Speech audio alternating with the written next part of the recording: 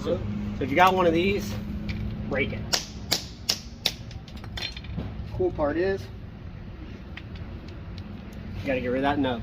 Take one of your super fancy expensive plugs, run it through,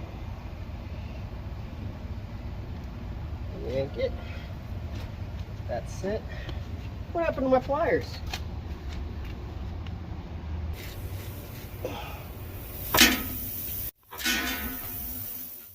Oh, it's still in there.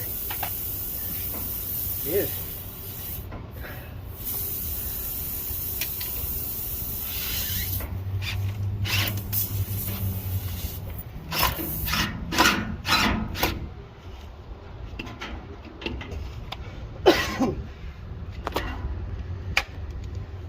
Ta-da!